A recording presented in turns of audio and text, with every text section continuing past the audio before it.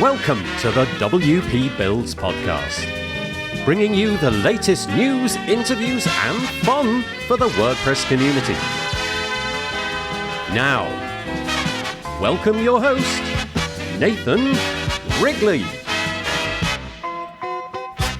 Hello there, and welcome once again to the WP Builds podcast. You have reached episode number 410, entitled Tony Zeoli Thinks That Radio's Not Dead. It's Got an Online Future. It was published on Thursday, the 20th of February, 2025. My name's Nathan Wrigley, and before we get into the conversation with Tony, a few bits of housekeeping. The first thing to mention is that if you're listening to this podcast, chances are you're into WordPress. Well, it turns out that there's loads of other people into WordPress as well, because they're listening to this also. And if you have a product, service, maybe you're into hosting, blocks, themes, plugins, whatever it is, and you'd like to get your product or service in front of that audience, head to wpbuilds.com/advertise to find out how we can get you on the show, a bit like the sponsors that you'll hear about in a moment. Also, if you like what we do, head to wpbuilds.com/subscribe. Over there, you'll be able to sign up to our newsletter, which we produce twice a week. Once when the Thursday podcast drops, that's what you're listening to now. But also every week on a Monday at 2 p.m. UK time, we do the This Week in WordPress show. It's live. We have lots of people commenting. It's very nice. And we parcel that up as an audio podcast as well and ship it out every Tuesday. And you'll also get an email about that. So yeah, to subscribe, wpbuilds.com/subscribe. The WP Builds podcast is brought to you today by GoDaddy Pro. GoDaddy Pro, the home of managed WordPress hosting that includes free domain, SSL, and 24/7 support. Bundle that with The Hub by GoDaddy Pro to unlock more free benefits to manage multiple sites in one place, invoice clients, and get 30% off new purchases. You can find out more at go.me/WP Builds. We're also supported by Bluehost. Bluehost, redefine your web hosting experience with Bluehost Cloud. Managed WordPress hosting that comes with lightning-fast websites, 100% network uptime, and 24/7 priority support. With Bluehost Cloud, the possibilities are out of this world. Experience it today at bluehost.com/cloud. This podcast is also made possible by Omnisend. Omnisend, do you sell your stuff online? Then meet Omnisend. Yes, that Omnisend. The email and SMS tool that helps you make $73 for every dollar spent. The one that's so good, it's almost boring. Hate the excitement of roller coaster sales? Prefer a steady line going up? Well, try Omnisend today at omnisend.com. And sincere thanks go to GoDaddy Pro, Bluehost, and Omnisend for their continuing ongoing support of the WP Builds podcast. Podcasts like this cannot happen without the fine support of companies like that. Okay, what have we got for you today? Well, it's Tony Zeoli. He's going to be chatting to me today all about internet radio. Turns out that Tony has a real history, a heritage of being involved in audio production, both online and offline, and he's on the podcast to talk about that today. You may think that radio is dead, even internet radio is dead.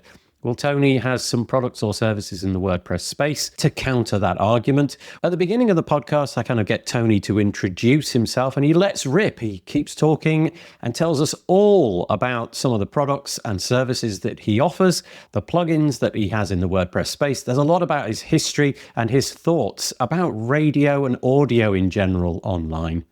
And I hope that you enjoy it. I am joined on the podcast by Tony Zeoli. Hello, Tony. Hey, Nathan. It's great to be here. Yeah, thank you. Thank you for joining me and joining the podcast today. Really appreciate it. This is right up my street. This podcast is going to be about something that I'm personally really into. And if you've followed anything that I've done, you know that basically all I do online these days is create audio content. The occasional bit of video thrown in, but I'm all about the audio. And Tony has a couple of really interesting products out there. Now, I don't know anything about them. I've never used them, so I'm going to be asking Tony questions, and it'll be a story of how it works, what it does, and you never know, if you're an audio person as well, this might be right up your street as well. So first off, Tony, do you just want to do your little 2-minute bio? Tell us about you, where you're from, what your relationship is with technology, WordPress, all of Oh, it's more than 2 minutes, but I'll try to break it down for that. you. Nice. My name is Tony Zeoli, and I am the founder of Netmix.com and radio station for WordPress. My journey has been, right now I live in Asheville, North Carolina, ended up in North Carolina in 2010, just through a happenstance meeting at WordCamp Raleigh, where I got a job at UNC Chapel Hill, work in a digital newsroom, and I moved from New York City. So I started off in Boston as a DJ, back in the 80s and 90s, and I became a major club DJ for a number of years. And through that, I became what they call a Billboard Dance Chart reporting DJ. Billboard magazine used to have a dance chart in the magazine, that all the labels would, push their music to some of the major club DJs, and then it would get on the chart. And then they would use that as a licensing vehicle. For example, in the UK where you are, a lot of UK labels might license something off the dance chart because they saw it move up the chart, right? So the Billboard Dance Chart Reporter was really important. And so I was DJing in a number of nightclubs in the Boston area as a Billboard Dance Chart Reporter. I was working for a record label called X-Mix, and X-Mix was a remix service that gave birth to a very well-known DJ producer named Armand Van Helden. And at X-Mix, I was doing sales and distribution globally, as well as managing Armand through the management company. His manager was Neil Petricone, but I was kind of, really on the top there, getting him bookings and remixes. And as a matter of fact, there was DJ Magazine in the UK. I got him his first article. But that being said, in Boston, things started turning for me in the club scene. The club scene was very Euro focused in terms of people from the Netherlands, people from Turkey, Greece, England, France, all different places around the world, South America. And I was a white American kid named DJ Tony Z, and there were other DJs named like Ricos and Tassos and Manolo, and they spoke different languages than I didn't. So I started losing gigs, and I was like, well, what am I going to do? I'm part of this scene. It's really cool, and I'm not getting hired anywhere else. And so I started looking around thinking like, well, where's the audio online? Where's the DJ mixes?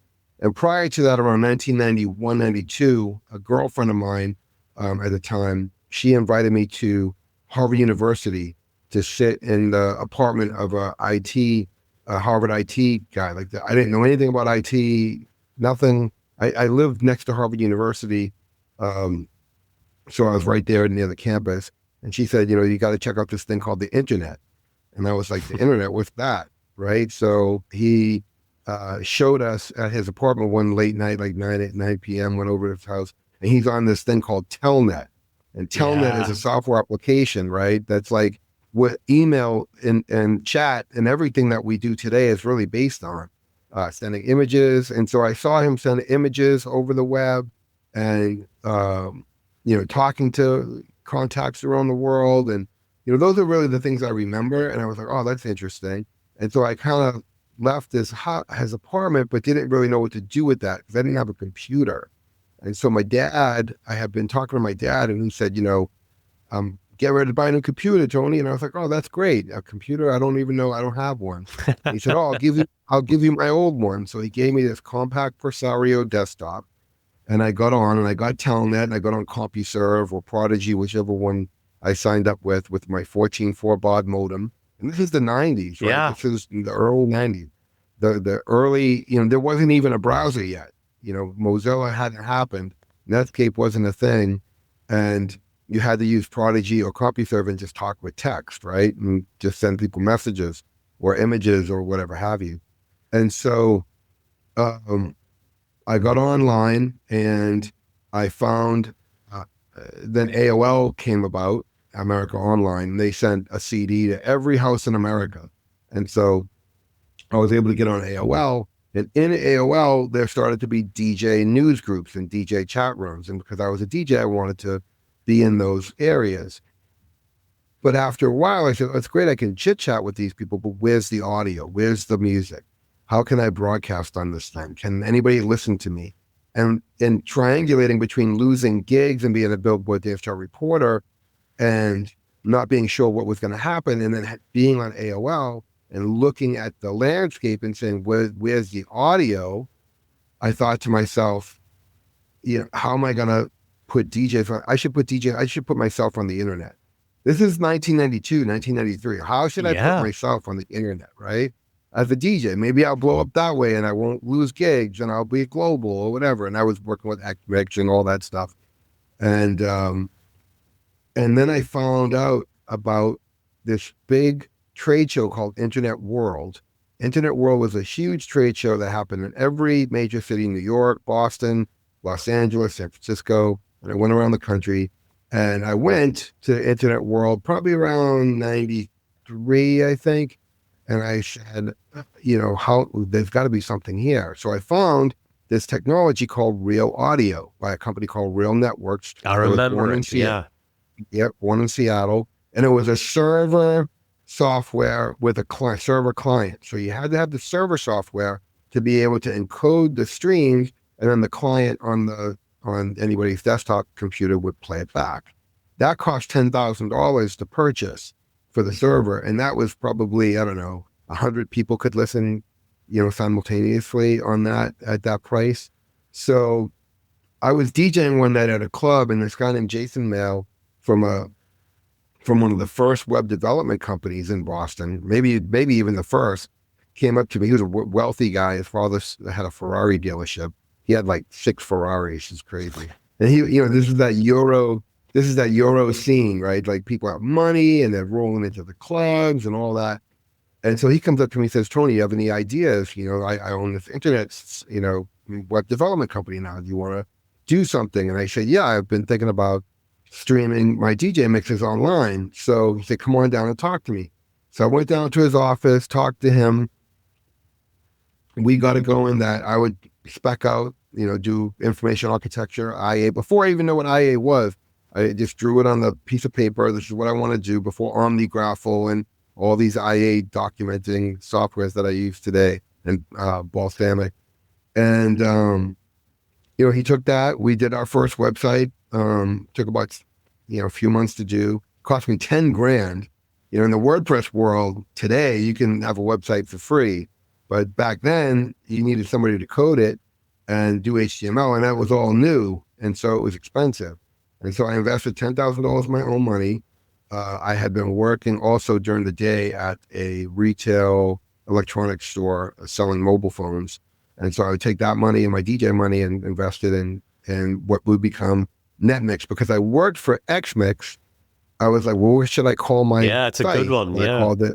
I called it netmix.com. So in 1995, 96, I registered netmix.com, and we put up the site in January of 96.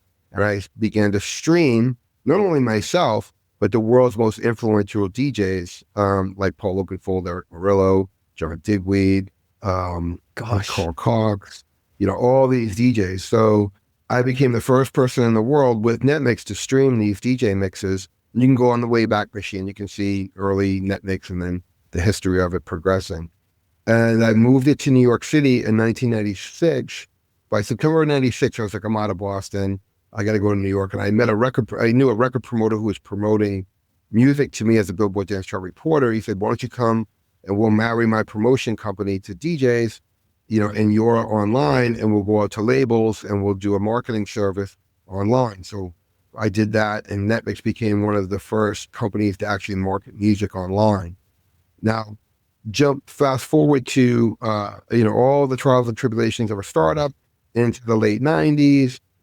We were doing about 1 million unique visitors a year by 1999, almost 2000. I ended up selling Netmix to another youth culture startup that was bringing a bunch of youth culture companies together to sell advertising around content, right?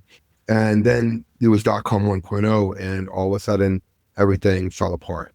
And everybody lost their funding. New York City became a ghost town.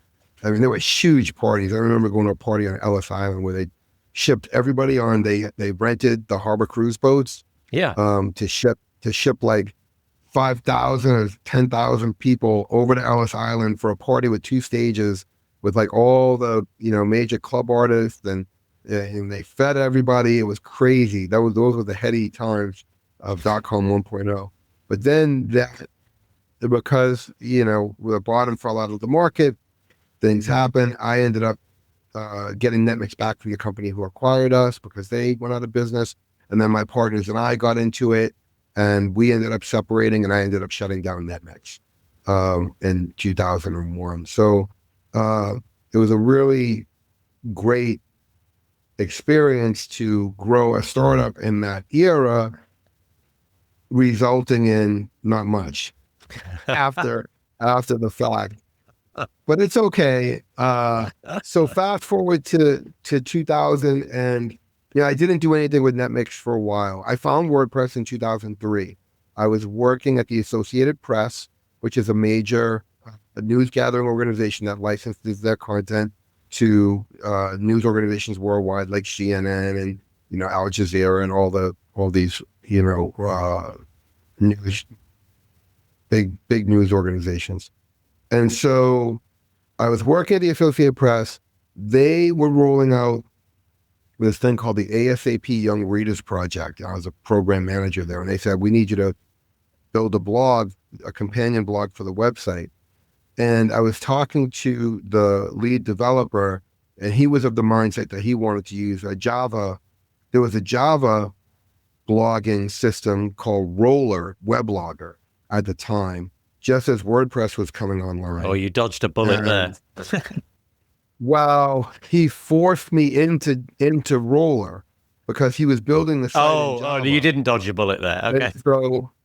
And so he had to marry the site, whatever the database was that they were using, and publish in Java, into the Java, base system, into their database and into Roller, right?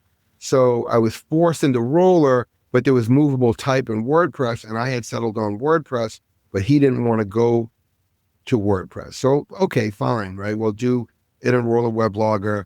And so WordPress, I put it on the side for a little bit, but then I launched Netmix again in WordPress around 2005, but didn't really do much with it. 2009 came along. I was working in different startups and companies and all these kinds of things and helping other people. And then 2010 comes along, and I say, I really need to go to this. I started going to WordCamp NYC, and I spoke at WordCamp NYC in 2009. I met Matt Mullenweg at WordCamp NYC in 2009, who he came to promote and talk about WordPress.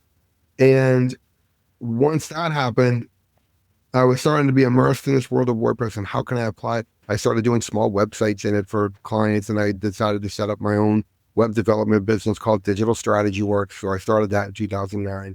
And then I said, I'm going to check out this WordCamp Raleigh. I'll go down there.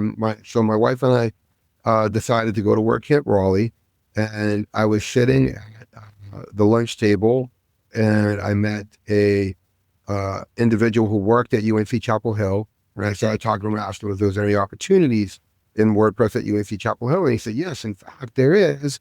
And so why don't you apply for it? And so I applied for it and didn't get that gig, but they called me back and said, there's another role. We just started this new program in the journalism school. And I had worked at the Associated Press and at Cablevision, which is a big cable company in New York City, and did web. I was a web producer there, and also a television producer, or a cable television producer. And the head of the new program flew me down to interview me, said, you're hired. I moved my stuff down in July of 2010. My wife, moved, she and I moved there. And then we started this project called the Riesfeld's Digital Newsroom in the journalism school. That newsroom paid the students a stipend on a weekly basis. So they made like $325 a week each one. And they could work in a digital newsroom and get paid while they studied. Nice. And so I ended up I ended up bringing WordPress platform into the newsroom, launching the Reese Felds Digital News Project on WordPress. That was our news site. I guided the students in digital news production online and, streaming and video production and these sorts of things, as well as, the editorial components and text, and managed that project for about a year and a half. And then there was some issues with the head of the program. 6 months after I got there, got caught having an inappropriate relationship with a student and got fired. And that left my job exposed and blah, blah, blah, blah, blah. So I ended up losing my job because they wanted to move on from that era into a new era and hire, different people for different reasons, and wanted to go all mobile, no WordPress. Didn't realize that you could run mobile applications with WordPress, but that's neither here nor there. So went from there, and then, had a journey working for other companies, got to Asheville. And in Asheville, I've always been in radio. I've always been close to radio. I've done mix shows on radio. I've appeared on radio stations. I interned at a radio station in high school, and I always wanted to be on radio, and I never got there. And I was really disappointed by that in my career, that I never was involved in radio in a way that I was working in radio. And so an LPFM is a low power FM. It's mandated by the FCC, the Federal Communications Commission here in the United States, that once there was consolidation in radio in terms of iHeartMedia aggregating 100, 200 stations, 400 stations across the country and bringing them all under one umbrella, local broadcasting then was impacted greatly because we started having regional program directors who would direct programming for 100 stations in a region and not in the local market. And so the FCC and the government came out with LPFMs that could only broadcast within a 5 to 10 mile range at like 100 watts instead of 50,000 watts. And there were a few LPFMs in Asheville. So I started DJing in Asheville, and I set up this thing called the Asheville House Music Society. I've always been close to house music through X-Mix and through my own personal DJ journey. And I wanted to bring house music, the style of house music, the New York, the London, the UK sound, from labels like Defected and AM/PM here to Asheville, and the Chicago sound and the San Francisco sound of house. So I set up this thing called Asheville House Music Society on WordPress, and then I got a radio show, and I called it AVLHMS. And so I started doing the radio show at the LPFM in one LPFM called Asheville FM. And I was logging into the website, which was WordPress at the time, and didn't realize they were using this plugin called Radio Station to set up their show schedule and their playlists. And so I was just DJing, right, doing my show. I moved on from Asheville FM, and I went to another station, WPVN 103.7, and she asked me, can you rebuild my website for me, redesign it? And so I logged into her site, and she was using Radio Station as well. I'm like, oh, what's this Radio Station plugin?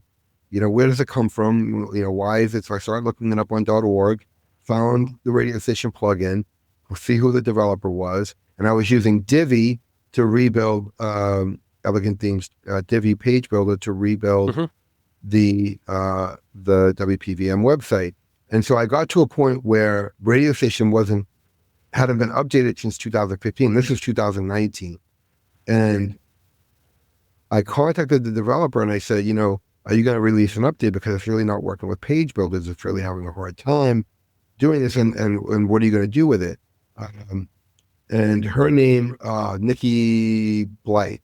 Nikki Blight is a Colorado-based woman who developed Radio Station in 2013 based on a Drupal plugin that she had found and just recreated it in WordPress and released it. And she had built a decent-sized community already. People were commenting on her website, and people were downloading it, and they were asking questions on the .org support forums.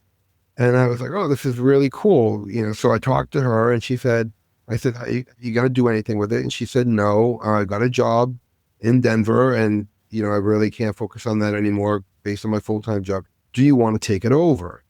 And Nice. me, Mr. Entrepreneur, I was like, sure, why not? I'm not a developer. I'm a project manager, and program manager, and information architect, right? And somebody who works with creative designers. And I've always been wrapped in that throughout my technology career. Over from the '90s, building Netmix into startups and corporations and all the things that I've worked in. I also jump back into the 2000s, and I also worked at Major League Baseball and video streaming. And I worked at two banks, JP Morgan Chase and Lehman Brothers, in audio streaming. So I was a project manager, facilitating audio streaming of meetings and these sorts of things. It just so happens, an interesting story. It just so happens I was streaming the derivatives trainings for Lehman Brothers, and derivatives are what took down the global economy. So I was in the room with the derivatives brokers, actually streaming their trainings with the world's greatest mathematicians to Lehman offices worldwide. And the derivatives is what they used as a tool to do whatever shenanigans they did. And so I was like, right. So I saw 9/11, the dot-com 1.0, and Yeah. and I was involved in the derivatives trade. Like, you don't want to hang You're around. Forrest Gump. Yeah, yeah. I'm Forrest Gump. You want to stay a little, a little clear of me, right?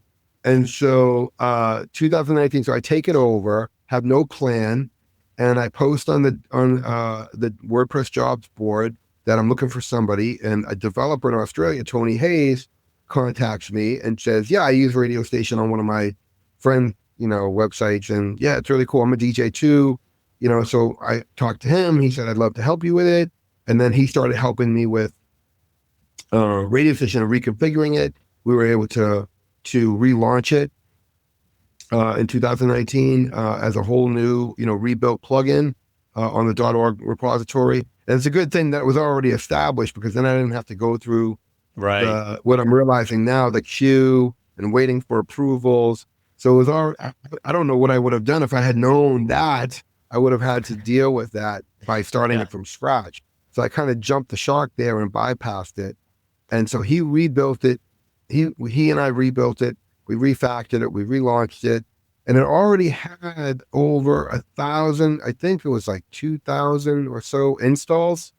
And so I was like, yeah, I'll take this over. And we rewrote the landing page on .org and all that. And then we worked on that for a year.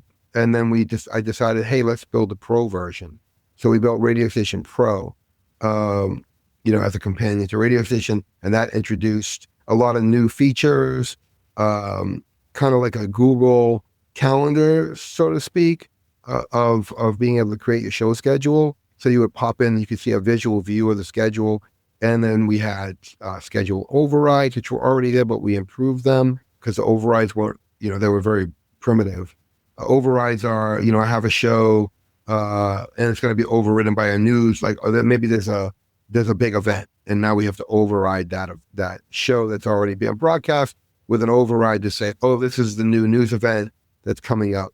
And then it also had the ability to do the repeats and also repetitive scheduling. So the show appears, every week at 3:00. But then we needed to make it so, it appears for 3 weeks at 3, and for 2 weeks at 5, and for 6 weeks at 7, different times. And so there was a lot of thought going into that. And then we built something called Stream Player, which is currently in the queue for approval as a free plugin. And Stream Player is our sticky footer player that persists, like a Spotify or a SoundCloud or a Mixcloud player that persists. And WordPress websites don't really have that. There was one streaming player on ThemeForest that I found that can do that, and it was really robust, but it wasn't integrated with our tool, with Radio Station, where we'd have to show what show was playing right now, right? Or what track was playing and what show and who the host was. So we needed to build our own. And so we did that, and we're releasing that soon as its own free open source freestanding plugin, as well as the Stream Player Pro, which is available right now. So you got Radio Station Pro, and Stream Player Pro. Stream Player, like I said, is awaiting approval. It's in its final round. It's been a year and I've been going through a cycle with them. And I've learned a lot in that, and we could talk about that in a few minutes. But where does Netmix come into that? So I'm like, well, how do I deal with Netmix now? Okay, I'll say radio stations by Netmix, and then we'll take Netmix and we'll make a online radio directory of all sites using radio station plugin, right? You have TuneIn and other aggregator apps that are aggregator radio stations, and that's great. But there wasn't one specifically for WordPress sites that are doing that, and WordPress sites that are using radio stations. So I said, oh, I'll marry those together. So now if you go to Netmix, you'll see a number of stations that are using, the radio station plugin. They have to ping the directory to be included, and many haven't. So I really have to do a better job of, letting those stations know that they can ping the directory and add themselves. So there's a little bit of work to do there, but it's really still in its infancy. Even though it's 2005 and we've been around since 2019, it takes a long time to do product development, marketing, getting the word out, getting people to know. I have other things I need to do. I have a 10-year-old son and my wife, and she has a business and I have clients too with digital strategy works. So it can be a lot in terms of what my work schedule is like, but we're really trying to facilitate the development of radio station and Netmix and build this ecosystem for radio stations to then stream and broadcast and list themselves in the directory to get more SEO. Can I just ask, what's the primary difference? So obviously everybody that's listening to this, the people that tune into this every week, they don't really tune into anything. They have a podcast player. Typically it's on their phone. They might come to our website, but mostly it's on a mobile phone or something like that. And they don't Right. tune in, and there's no schedule. They just kind of go through the UI and they pick the one that they want to listen to and they press go. Is the difference between a podcast and a radio station just basically that there's a schedule on a radio station, that programming comes out and what you hear is what's going out at that exact moment? In other words, it's got like a Yes. live component. Is that the only difference, really? Yes, that is really the only difference. I mean, a podcast is an archived audio recording that you can listen to at any time, and it uses the feed function of WordPress to then publish posts with that. So then you can have a podcast feed going into your device, and then that feed can show you, ping you when a new episode is published.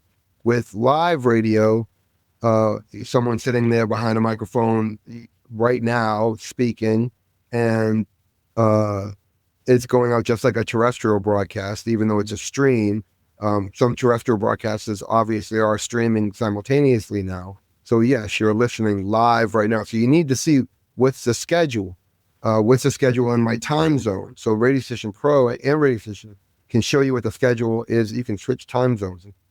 I want to listen to a station like Huntington Radio, community radio in Huntington in the UK uses radio station, and somebody could switch their time schedule to their own time zone and see what time. So say something's at 11 a.m.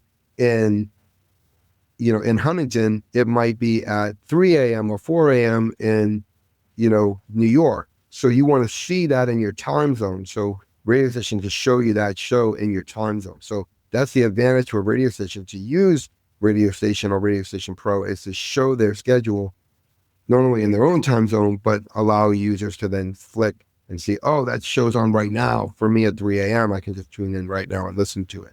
Yes, that's exactly right.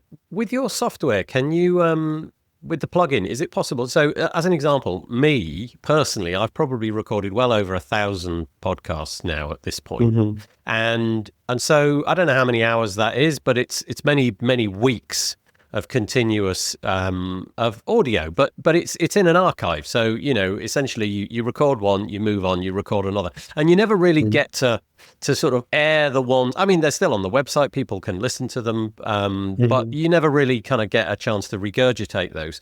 Is that the sort of thing you can do with this? Could you turn pre-existing content, like podcast episodes, for example, could you turn that into a scheduled radio station and then say, I don't know, put all 1,000 episodes in a queue, and when it's gone through those 1,000 episodes, it just starts again, and that kind of thing? Yeah, they call that the software is a station playout system, right? It's a system that you can store all your archived or any, whatever archived audio you have, and create that on your laptop, and then stream it using Shoutcast or IceCast into the radio station player, and then post all your show schedule in radio stations show scheduling system. Our system doesn't yet have that functionality to take the audio and schedule the audio itself. We're just like a Google Calendar system where you can publish your show schedule, but we don't stream it because there are licensing issues with streaming. That there are performance rights organizations for music and for talk. Oh, we right. want to make sure that we're just a tool to to publish and show your schedule on a WordPress website, and use IceCast or Shoutcast connected to a station playout system or scheduling system like AzuraCast, which is an open source system, or LibreTime, which is an open source system. And so if you use that and spawn your IceCast or Shoutcast feed from that, you can put your feed into our player. So you can schedule your programming, you take all your archives and use those tools to then, push the audio out through the stream feed and into our player. There's a company called Live 365 here in the United States that does that. And we're hoping to partner with Live 365. So we're trying not to be the originator of the audio feed, because there are expensive licensing components to that. And we also want to partner with companies like radio.co or Live 365 or, whatever companies are in the UK that are doing live streaming. And we want to present the WordPress interface to their broadcasters to use for their websites. And we don't want to step on their toes, so to speak, and bring that and go down that road, right? We're really focused on WordPress, providing the tools for WordPress. The streaming providers are out there, and they spawn their own mini sites in their own environments. Like Live 365 will give you a web page, right? But it's not WordPress, so you can't do advertising. You can't set up an e-commerce store. You can't do a whole host of that. You can't have a membership, right, site, but you can do all that in WordPress, right? So if Live 365 says, "Oh, this is awesome opportunity for us to get involved with radio station and our customers can use it," then we can do a partnership in that way, right? So we're really not trying to step on the toes of streaming broadcast companies at this time, because we want to be partners with them and give their customers WordPress, and then they can benefit, the customer and that company can benefit from that relationship, right? So I'm really taking gingerly steps forward in that, and making sure that I don't overshoot my welcome. Yeah, I understand what you mean. Yeah, there's some big players there, and they've got their thumbs on that kind of content. When I was a kid, like TV had basically taken over from radio, in that most people, given the choice, would sit down and watch telly, but radio was still really popular. It was you'd have it on in the background. You could be doing other tasks. It didn't mean that you had to sit in a chair and be absorbed by it. You could have it on in the background. But driving. Yeah, exactly. Yeah, perfect example. Right. It's the sort of, it kind of just goes on in the background. But it feels to me as if I don't know what the state of radio is. That is to say, is radio in a period of, is it in general decline? And what I'm meaning by that is, the idea of having a machine called a radio player that you would have in your house that you plug in. It's got nothing to do with the internet, nothing to do with any of that. It's just using the FM band, whatever it may be. Is that still a thing? And is it a thing which, given the generation that are coming up that have been brought up with a phone in their hand more or less since birth, is that going to be a challenge? And if so, I'm guessing that your plugin kind of meets that challenge a little bit, because it brings internet radio, it brings the radio into the phone, without the need for an FM receiver or something. And in the web browser, in Safari or Chrome for your phone, you can you can listen to radio through our plugin because we have a stream player that works on the phone, right? And it works on the desktop because it's mobile responsive.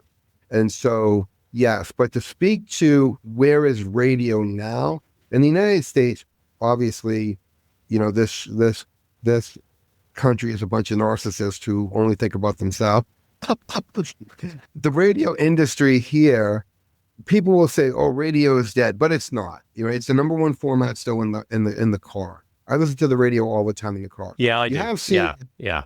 you have Sirius XM, but there's a lot of people who can't subscribe, who don't want to subscribe to a $10 a month platform to get Sirius XM content or whatever the provider is in the UK, right? For satellite radio.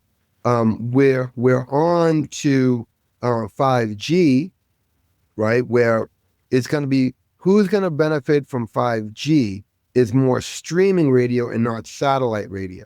Satellite radio comes to your car. You have to have a satellite receiver in your automobile to then convert that audio over your speakers. Internet radio, hopefully, will start being more integrated in the dashboard. And I think that it already is with, Apple. Apple has a car software system, right? So you can pull up things on your Apple car. Or Microsoft has a car software system, right? So you're starting to see that progression. And with 5G and things get faster, you'll start to see more streaming in the car with radio, with more traditional radio stations converting. They try to go to digital audio broadcasting for a little bit, DAB, but that didn't take off in the car as much as they thought it would. So you're seeing terrestrial stations, terrestrial meaning over the air, to a tower, to the car, to the house. They're all streaming now. So you can get them all in tune in, right? Yeah. Or, Yep. Somebody could go to Netmix, and we're not streaming with Netmix yet. Like a TuneIn streams, but they have licenses with all the PROs. We're just listing the stations on Netmix, and in the future we may stream, who knows, right? But that's where it's at. And I think around the world, because radio station inherently as a WordPress plugin is global and it's multilingual and it can be translated into any language, radio in America is shifting because there's money here. But still in the rural areas, radio is still important because towers aren't available, right? So there's a give and take to where radio is nationally in the US and the UK to where it is in the rural areas who still need those stations. And then globally, a country like India or Brazil, radio is still hugely important because they haven't, those countries are there's a lot of poverty in some of those countries, and those people can't afford to buy a mobile phone and get a streaming subscription. So they still need radio. So radio still presents a huge opportunity globally to broadcast and transmit information. And that's, I think, the potential for radio station itself, the plugins, right? Radio Station Pro and Stream Player, is that where they're at that intersection and helping those broadcasters stream inexpensively, right? It's $99 a year to get Radio Station Pro. And that's even still, we're finding in other global markets, that's still expensive. It's right? really crazy. interesting because in the UK, DAB kind of is the default now because we don't really have rural in the same way that you have rural in the US. Rural means that you live like a mile away from something in this part of the world. So everything kind of got hooked up to DAB. But what I find kind of curious is that the habit of listening to radio is just a different experience. Like you can go in and you can create in Spotify a playlist, and that's fun. But eventually, at least I do, I get fed up of having to curate that playlist. And there's something quite nice about the serendipity of just tuning into something and saying, right, it's up to them what I get. I'm here. Whatever you give me is what I'm going to get. I might discover something new. And obviously Spotify and those services have tried to take that over with music. But in the UK, we have a lot of talk radio, you might call it, where, it's like a panel show or it's a comedy show or something. And there's nothing like that, where it's just one show after another. And I'm just like you. Whenever I get in the car, the first thing that I do after turning the car on is to put the radio on and make a selection. So there are certain areas where radio really holds out. Like the car, for me, it might be going on a walk or something like that. I'll put tuning on. Maybe it'll be a podcast, but maybe it'll be tuning or something like that. So I get what you mean. I mean, it kind of feels from the outside for the younger generation. Maybe it's something they've yet to discover. But if you can carve out that niche, be it, playing this kind of music or having this kind of talk show, it feels like radio it's another credible avenue for putting your content out online. And it's great, really interesting. Well, all the DJs, I've been involved in house music, so I listen to BBC Radio 1 on Friday nights, right? So that's because I know that music is emanating from the UK. And those presenters are presenting, they call them presenters, right, in the UK, where they call them hosts or DJs here in the US. Those presenters are bringing forward entertainment programming that I'm going to listen to at an exact time and place that I know is coming on. And I don't just get it whenever I want with a podcast. And with podcasts, you can't broadcast music, right? There's licensing issues because it's an on-demand format, and that's a different license. So you can't really get music in podcasts. I mean, people do it illegally all the time, or in countries where maybe the laws are different. But in the US and the UK, you just can't podcast music, right? No. The PROs, because it's a mechanical license, and you need to license each individual song from each individual label or rights holder. You can't do a blanket streaming license like you can with ASCAP and BMI or whatever the PRO is in the UK, where you get a streaming license and you stream. Podcast is on demand. I click, I can fast forward, I can rewind. With streaming, you can't rewind. Streaming is only forward, right? So that's the difference in terms of the licensing mechanism. And to your point about listening, this morning I got in the car to drive my son to school. Well, there's 2 points here that you mentioned. When you said the child has a phone from cradle to grave, right? Not necessarily true. We don't want our son to have a phone at this age. He's 10. So we're trying not to have him be in the phone and scrolling and being addicted to Instagram and TikTok and then using that phone. So he has a regular radio, AM/FM radio in the bathroom. When he takes a shower, he listens to that. Or I might bring the phone in and I might play his playlist on Spotify. But generally speaking, when we're in the car, he's listening to, when we're driving back and forth to school or going to soccer, we're listening to broadcast radio. And why? Is because morning drive, right? When you listen to radio in the mornings, the presenters, the DJs, the hosts, they're talking about what's going on in the local market. And you can't replicate that on Spotify. You can't replicate that on Sirius XM. You don't have local storytelling. So here we have Josh and Ariel in the morning on 104.3 Star FM, right in Asheville. And this morning, they're talking about their lives, what's going on, what's happening in the local community, with the school closings. You cannot replicate that in a streaming environment somewhere else in the world. And, it's very hyper local. So radio is making sure to, or radio networks are making sure to make sure that their presenters are hyper local, right? That's where radio wins.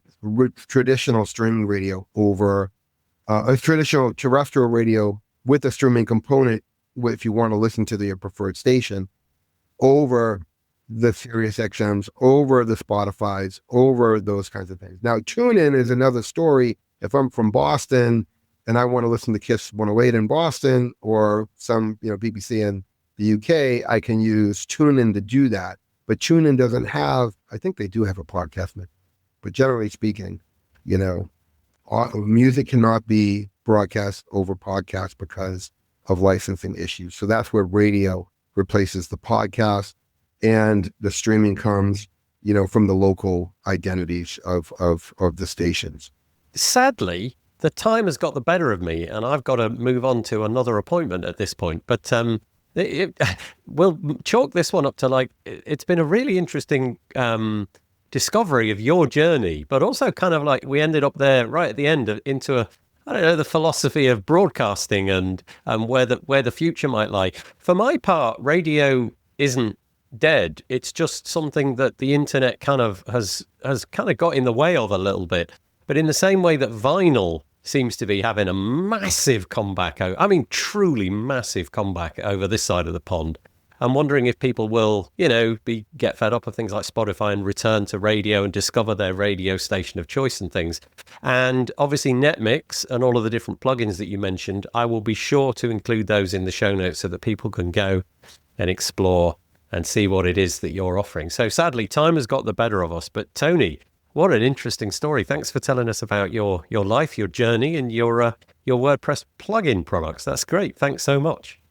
Yeah, no, I mean, it was really great for you to tap in with me and allow me to share my story on your very popular podcast. I'm grateful to be part of the WordPress community, and I just look forward to continuing the conversation at some other point. Yeah, thank you very much, Tony. We'll see you. Yeah, hopefully I'll see you at a WordCamp somewhere. Yeah, that'd be nice. Nice to speak to you, Tony. Yeah. Thanks so much. Cheers. Okay, you take care. Bye-bye. Okay, that's all we've got time for today. Hope you enjoyed that. If you did, or if you didn't, head to wpbuilds.com, search for episode number 410, and leave us a comment on the WP Builds website. We really enjoy it when people do that. The WP Builds podcast is brought to you today by GoDaddy Pro. GoDaddy Pro, the home of managed WordPress hosting that includes free domain, SSL, and 24/7 support. Bundle that with The Hub by GoDaddy Pro to unlock more free benefits to manage multiple sites in one place, invoice clients, and get 30% off new purchases. You can find out more at go.me/WP Builds. We're also supported by Bluehost. Bluehost, redefine your web hosting experience with Bluehost Cloud, managed WordPress hosting that comes with lightning-fast websites, 100% network uptime, and 24/7 priority support. With Bluehost Cloud, the possibilities are out of this world. Experience it today at bluehost.com/cloud. This podcast is also made possible by Omnisend. Omnisend, do you sell your stuff online? Then meet Omnisend. Yes, that's Omnisend, the email and SMS tool that helps you make $73 for every dollar spent. The one that's so good, it's almost boring. Hate the excitement of roller coaster sales? Prefer a steady line going up? Well, try Omnisend today at omnisend.com. And sincere thanks go to GoDaddy Pro, Bluehost, and Omnisend for their continuing ongoing support of the WP Builds podcast. Okay, that's all we've got time for today. Just a couple of reminders. Join us Mondays, 2 p.m. UK time. Most Mondays. We might have a few off around the WordCamp Asia experience, but join us anyway when we're there, wpbuilds.com/live, and sign up at /subscribe. We'll keep you posted when we produce new content. Okay, I'm going to fade in some cheesy music and say, stay safe, have a good week. Bye-bye for now.